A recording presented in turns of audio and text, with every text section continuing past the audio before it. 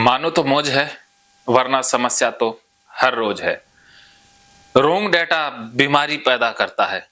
रोंग data कैसी कैसी बीमारी पैदा कर देता है और कैसे पैदा करता है और कैसे परेशान इंसान दुखी होता है, कैसे जिंदगी नरक बनती है, यही आज आप इस 2 दिन की वर्कशॉप में जानेंगे। हमारे साथ ऑफलाइन सेशन लेने के लिए जुड़े हैं अभिमन्यु जी, जो द्वारका से हैं। उनके मन में बचपन से ही कुछ ऐसी गलत जानकारी आ गई जिस जानकारी ने उन्हें बीमार बना दिया। तो अभिमन्यु जी, आपका स्वागत है। नमस्कार सर। और अभिमन्यु जी, आप रिलैक्स होके बैठ जाइएगा, पूरे रिलैक्स, आराम से हाथ। हाँ, पहली बात तो ये कि जो भी आप शेयर करेंगे वो मेरे तक ही रहेगा। और अभी मैं वीडियो में बोल रहा हूँ, कुछ ऐसी चीजें आएंगी जो पब्लिक आप नहीं बता सकते, उसको मैं डिलीट कर दूंगा, उसको अंदर से काट दिया जाएगा। ठीक है, तो ये पूरी कन्वर्सेशन रहेगी। तो आपके मन में कोई विचार ही ना आए कि ये गलत है, ये सही है, या ये बताने लायक है या नहीं बताने लायक है। आपने पूरी ईमानदारी से सब कुछ अपने बारे में, जहां से स्कूल टाइम से किसी दोस्त से शुरुआत हुई, कैसे शुरुआत हुई, क्या कोई वीडियो देखा या क्या मूवी से या किससे प्रभावित होकर के आप उस आदत के शिकार हुए, फिर किसने आपको कहा कि ये गलत है, फिर आपको वो गंदगी नजर आने लगी, मतलब आज तक आप पहुंचे हो जी। इस अवस्था में पहुंचे हो जिसमें आप घंटों तक नहाते हैं, घंटों तक वॉशरूम में लगाते हैं। इस अवस्था तक आने के लिए जिम्मेदार क्या क्या है, वो सारा कुछ आप बताएंगे जी। और पूरी ईमानदारी से बताएंगे अभिमन्यु जी, क्योंकि ईमानदारी अपने साथ है। आप पूरा ट्रस्ट करके आए हैं, मैं आपके विश्वास पर हमेशा खरा उतरता रहूंगा। तो शुरुआत से मुझे बताएं कि कैसे शुरू हुआ, क्या क्या हुआ। सर, लगभग मैं क्लास 10th में था। उस टाइम कुछ संगति हुई कुछ दोस्तों से। उससे पहले मुझे कोई जानकारी नहीं थी इसके बारे में कि गलत चीजें क्या होती हैं, ये लत क्या होता है। तो क्लास 10th में था, कुछ दोस्तों ने मुझे उकसाया इसके बारे में कि मास्टरबेशन वगैरह। तो वहीं से मेरी स्टार्टिंग हुई मास्टरबेशन की। और तो उस समय सर नॉर्मल था, कोई दिक्कत नहीं थी, कभी कभार 1-2 बार हो जाता था और कोई रॉन्ग डाटा भी नहीं था उस टाइम तो। लेकिन धीरे धीरे सर मैं इसी में लिप्त होता गया और कुछ गलत वीडियो वगैरह देखने लगा और फिर आगे जाके मतलब पूरा दिमाग मेरा इसी में कंसंट्रेट हो गया और इसकी वजह से मैं पढ़ाई से बहुत दूर हट गया, कुछ मन नहीं लगता था और कुछ समस्या भी हो गई मुझे पेशाब के संबंधित जी। और जैसे उसके बाद मैं डॉक्टर को भी दिखाया पेशाब के, तो उन्होंने बोला कुछ सब नॉर्मल है, कोई दिक्कत नहीं है, ये सब एज में होता रहता है जी।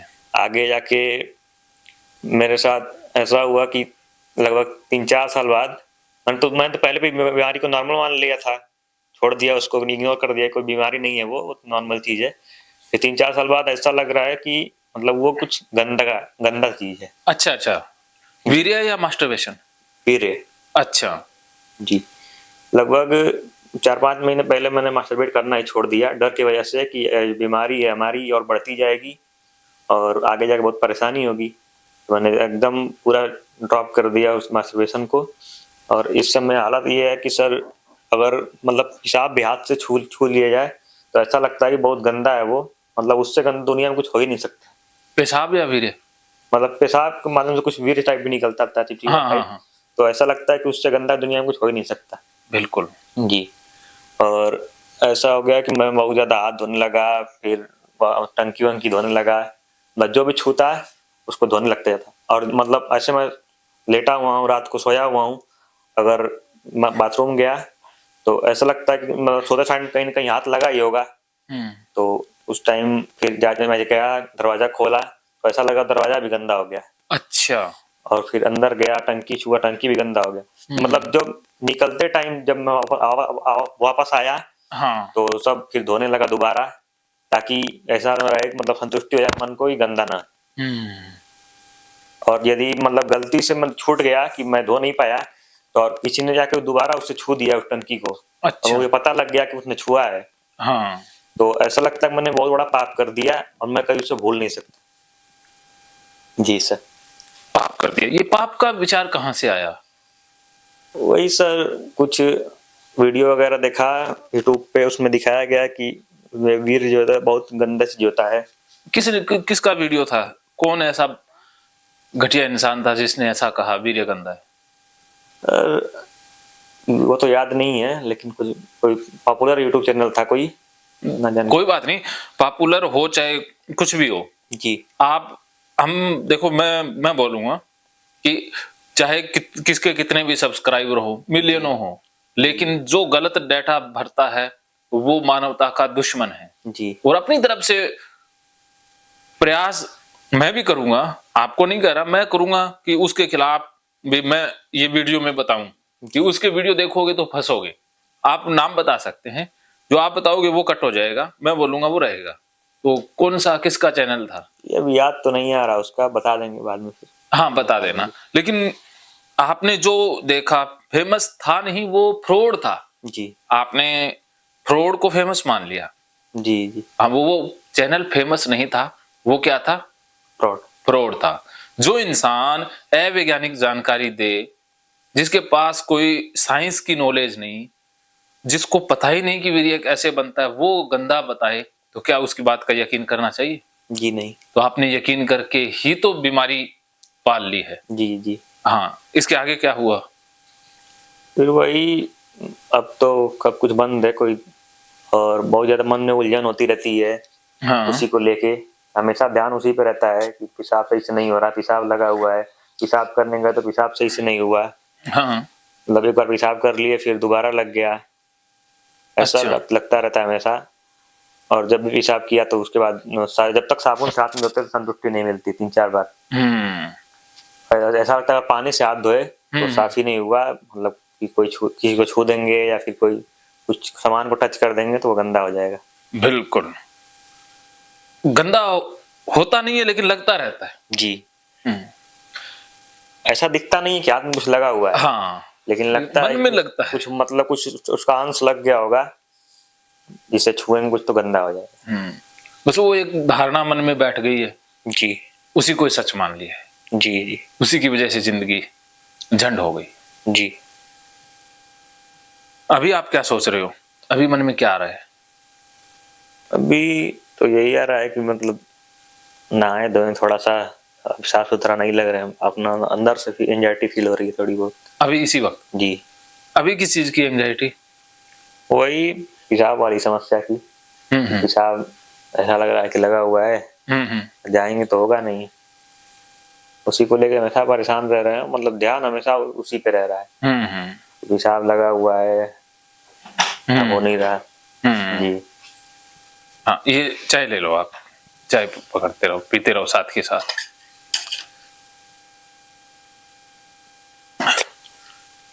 अच्छा, आपके मन से वीर्य की गंदगी, पेशाब जो भी है, अगर ये निकल जाए कि आपको ये एहसास हो जाए कि वीर्य गंदा बिल्कुल नहीं होता, पेशाब भी गंदा नहीं होता, और हाथ से कुछ भी टच कर लो गंदगी फैलती नहीं है, तो फिर आपको हाथ धोने की, नहाने की या बाकी चीजों को टच करने के बाद धोने की जरूरत रहेगी?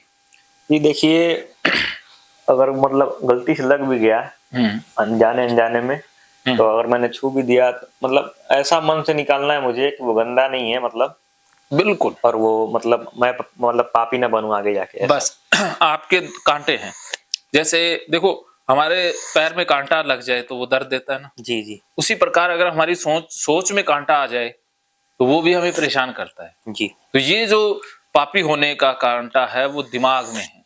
जी।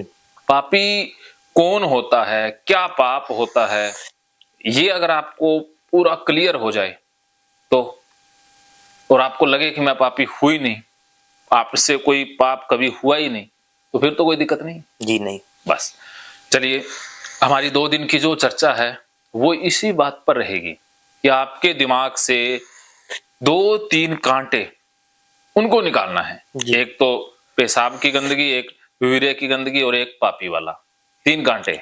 जी। ये तीनों कांटे निकाल दिए जाएं, शांत। जी। चलिए, इसी के ऊपर हम बात करेंगे। इससे पहले, कांटे निकालने से पहले, जैसे अभिमन्यु जी ये देखिए, कि मेरे पैर में अगर कांटा लग गया, जी। चुभ गया, तो वो दर्द देगा ना। अब कांटा लग गया, आपको भी दिखाई दे रहा है, तो आप अब जाओ डॉक्टर के पास और डॉक्टर को कहो कि डॉक्टर साहब मेरे पैर में दर्द हो रहा है। जी। वो डॉक्टर कहे कि अरे अरे कांटा लगा हुआ है, तो वो कहे कि कांटा निकाल देते हैं, तो आप कहोगे डॉक्टर साहब में दर्द होता है, कांटा निकालेंगे तो दर्द होगा। जी। और डॉक्टर कहे कि चलो फिर ऐसा करते हैं, फिर दवाई दे देते हैं, दर्द कम हो जाएगा। जी। तो आप दवाई लेते रहते हो, दवाई पे दवाई लेते रहते हो, लेकिन कांटा निकालते ही नहीं हो, तो क्या इलाज हो रहा है? जी नहीं। लेकिन जब तक दवाई का असर रहेगा तब तक तो दर्द कम हो जाएगा। जी। लेकिन जैसे ही दवाई का असर कम होगा, दर्द दोबारा से उभर जाएगा। हाँ उभर जाएगा। ऐसा ही है, आपकी जो समस्या है उसमें दवाइयों का इतना ही रोल है। जी। असली कांटा तो सोच में है, वो दवाइयां तो नहीं निकाल सकती ना। नहीं। दवाइयां जब तक लोगे, हो सकता है थोड़ी देर के लिए लेथार्जी हो जाओ, सुस्त हो जाओ, और कुछ भी फर्क नहीं पड़ने वाला। कुछ देर के लिए टेम्परेरी रिलीफ मिल जाएगा, जी। लेकिन परमानेंट इलाज नहीं होगा। तो परमानेंट इलाज क्या है? यही भागवत गीता थेरेपी। हाँ वो है, लेकिन उसमें कांटे वाले दृष्टांत में या उदाहरण में क्या परमानेंट? कांटा निकालना। कांटा निकालना। जी। जैसे ही कांटा निकालने चलेंगे तो दर्द ज्यादा होगा ना। वो जो डॉक्टर है वो कांटा हिलाएगा, जैसे थेरेपिस्ट है वो उसे कुरे देगा, तो दर्द तो ज्यादा होगा ना। तो क्या वो दर्द सहन करना होगा या नहीं करना होगा? आसान तो नहीं होगा, लेकिन करना होगा उसे। करना होगा जी। क्योंकि जब दर्द बढ़ेगा तो आप कहोगे कि हाथ मत लगाओ कांटे को। जी। जी। लेकिन फिर भी जो बंदा कहता है कि दर्द एक बार कितना मर्जी हो जाए चाहे, लेकिन मुझे इस दर्द से परमानेंट छुटकारा चाहिए, जी। तो वो एक बार सहन कर सकता है। तो इसी तरह से आपको दर्द होगा, आपको दर्द का सामना अब करना पड़ सकता है। ठीक है, आपको दर्द का सामना करना पड़ सकता है, लेकिन आपने हिलना नहीं है। अगर आप हिल गए तो फिर कांटा निकलेगा नहीं। जी। अब मुझे कांटे निकालने दीजिए, क्या कांटे निकलवाने के लिए रेडी हो? जी। तो दर्द होगा, जी। सहन करने के लिए तैयार हो? जी। बस, तो आपने समर्पण कर देना है, पूरी तरह से सरेंडर कर देना है। जो मैं बताऊं वही 100% सच है, कोई किंतु परंतु नहीं। और मन में जो विचार आए उसे आपने मुझे बताते जाना है। जी। तो अब जो मैं कहूंगा वो आपको करना होगा। जी। 2 दिन के लिए वही करोगे जो मैं कहूंगा। अगर मैं समर्पण चाहिए, जैसे एक होता है ना सरेंडर, कि गुरु के ऊपर पूरी श्रद्धा, पूरा विश्वास, गुरु जो कहे वही। अगर मैं ये कहूं कि छलांग लगा जाओ, तो आप सोचोगे नहीं, सीधा छलांग ही लगाओगे। जी। ये नहीं कि हाथ तो टूट जाएगा, पैर टूट जाएगा, मर जाऊंगा। अगर ऐसे विचार आए तो फिर दिक्कत आ जाएगी। जी। मैंने कह दिया रात तो रात, मैंने कह दिया दिन तो दिन। जी। मैं कहूं कि वीर्य हाथ में ले लो तो हाथ में ले ही लोगे। मैं कहूं पेशाब को हाथ में ले लो तो ले ही लोगे, सोचोगे नहीं। जी। मैं कहूं कपड़ों पर लगा लो तो लगा दोगे, तो दिमाग नहीं लगाओगे। जी। क्या समझे? वही कि मतलब उसे कहीं भी छू सकते हैं, लगा सकते हैं, कोई दिक्कत नहीं है उससे। हाँ, मैं कहूंगा वो करोगे, करेंगे। दिमाग नहीं लगाओगे या भागोगे नहीं बीच में। जी। रेडी? जी। हाँ, तो तैयार हो। जी। जो मैं कहूंगा वही चलेगा अब 2 दिन ठीक। मेरी सुपरविजन में। मुझसे पूछ के ही करना है। ऐसा नहीं है कि अभी गंदा लग रहा है सीधा धोने चले गए या सीधा नहाने चले गए। जाना है, कुछ भी करना है, अब पूछ के करना है। जी। कोई भी मन में विचार आए मुझे बताना है ईमानदारी से। चाहे खाना खाते समय विचार आ जाए, रात को 10 बजे विचार आ जाए, जी। नहाने का मन करे, धोने का मन करे, गंदगी महसूस हो, तो रात को 10 बजे भी बताओगे। जी। ठीक है? ठीक। अब से आप 48 घंटे के लिए सुपरविजन में रहोगे। जी। रेडी हो? जी। 48 घंटे के बाद आप पूरी तरह से ठीक हो जाएंगे। तो अब वो करोगे जो मैं चाहूंगा और मैं कहूंगा वही, और पूछ के करोगे।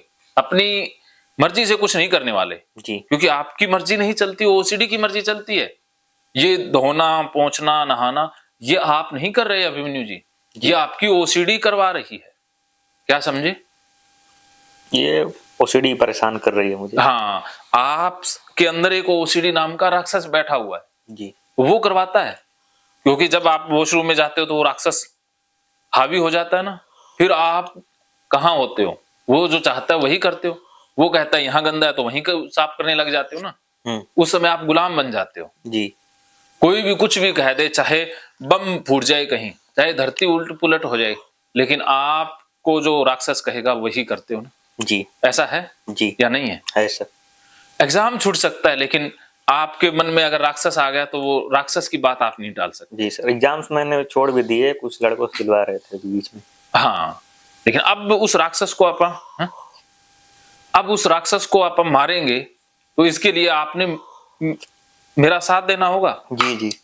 फिर राक्षस मरेगा जी। और वो राक्षस आपको बहलाएगा, फुसलाएगा, आपको मुझसे दूर करने की भी कोशिश करेगा कि अरे राजेंद्र जोधपुरिया तो ऐसे ही कह रहा है, इसका तो काम यही है। वो आपको बहुत कन्विंस करने की भी कोशिश करेगा। जी। क्या समझे? ये कि मुझे मतलब जो ओसीडी नामक राक्षस है वो परेशान करेगा, उकसाएगा। हाँ, और फिर से वही पहले वाला राह पे लेके जाएगा, लेकिन हाँ, डटे रहना है। हाँ, पहले वाले राह पर। और मेरे प्रति भी वो नेगेटिविटी फैलाएगा। जी। मेरे को कहेगा इसको कुछ नहीं पता, ये तो ऐसे ही है, तरह तरह के विचार देगा कि राजेंद्र जोधपुरिया से कुछ नहीं होता, ये नहीं होता, ये क्या बहुत कहेगा। वो सीधा अटैक करेगा कि मुझसे दूर कर दे आपको। जी। वो हर प्रयास करेगा दूर ले जाने का। जी। भगाएगा आपको, मुझसे दूर कर देगा, क्योंकि उसे लगेगा कि इससे खतरा है, इस बंदे से खतरा है, ये बंदा बहुत खतरनाक है, इससे भागो। जी। तो वो भगाने की फिराक में रहेगा। फिर भी आपने डटे रहना है, फिर आप ठीक हो जाओगे। फिर एक बार उसको जीत लिया तो फिर वो हमेशा हमेशा के लिए चला जाएगा। और अगर एक बार आपने उसका साथ दे दिया तो वो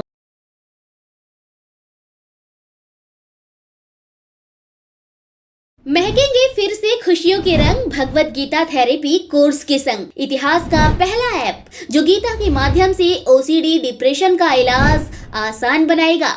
ओसीडी डिप्रेशन का इलाज हुआ और भी आसान, और वो भी बिना दवाई, घर बैठे। किसी को बीमारी की चिंता है तो किसी को चिंता की बीमारी है।